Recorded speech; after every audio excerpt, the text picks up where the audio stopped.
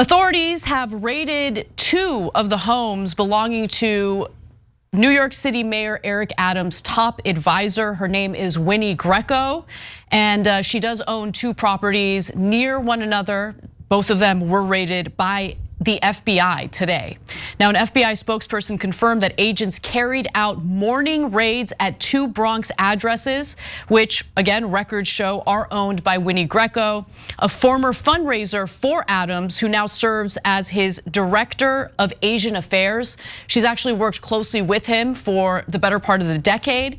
And the purpose of the investigation was not revealed, and it wasn't immediately clear whether it was related to anything Eric Adams has done, but it was another sign of deepening law enforcement scrutiny of the Democratic mayor and members of his inner circle. So a person with knowledge of the matter, according to the Associated Press, said that the investigation that led to Thursday's raid was being overseen by the US Attorney's Office in Brooklyn, and that it was in fact separate from a criminal inquiry being conducted by federal prosecutors in Manhattan that led FBI agents to seize Eric Adams's electronic devices as he left an event last fall. So there are 2 different investigations taking place. The one that we are now hearing news of today, the 2 raids that occurred today, are separate from a different investigation that federal prosecutors are engaging in related to others in Eric Adams's inner circle.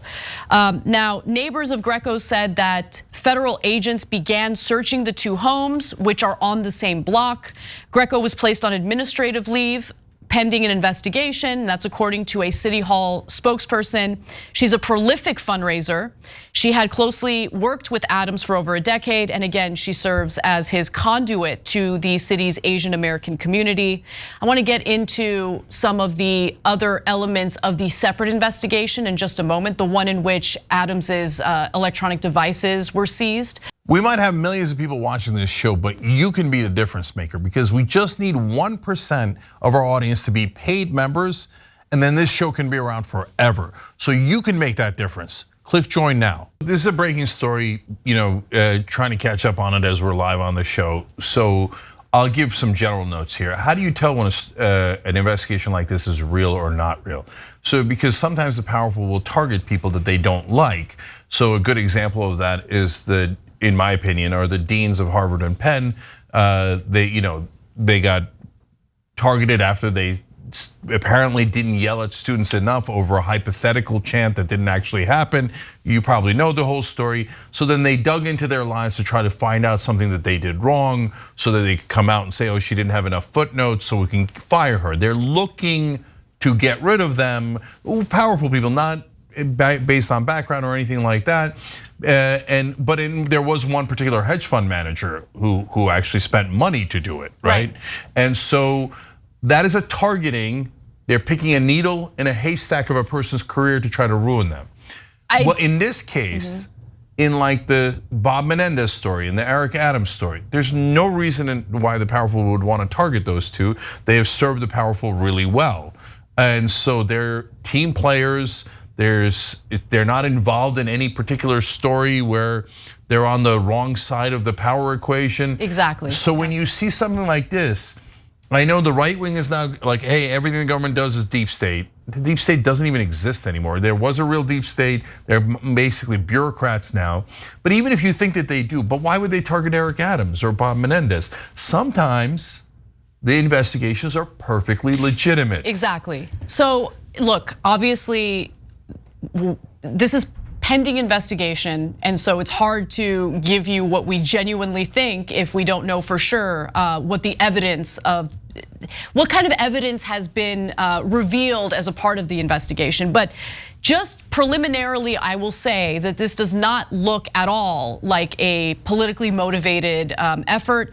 In fact, there's some pretty damning allegations here, including some possible corruption involving Turkey. So let me give you those details. According to a report published by a local news outlet called The City, Greco had allegedly demanded that a city employee complete free renovations on her home when he was supposed to be working.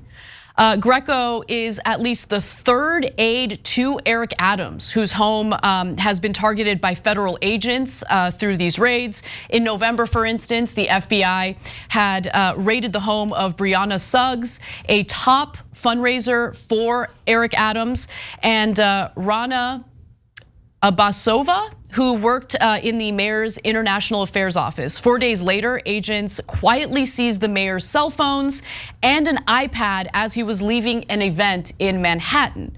So let's get to the allegations of his alleged corruption involving Turkey. So that investigation, which is being led by Manhattan prosecutors, is believed to be focused on whether the Adams campaign conspired with the Turkish government to receive illegal campaign contributions from foreign sources funneled through straw donors. And that's according to a warrant that the New York Times has already reported on.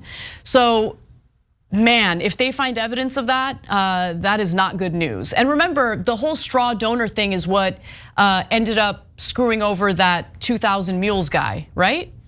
Dinesh D'Souza, that's right. Dinesh D'Souza, yes. And he went to jail for it, kind of. So straw donors are needed for a foreign government. So for example, one thing that they might do is, hey, here's a Turkish American or a rando Bob, right?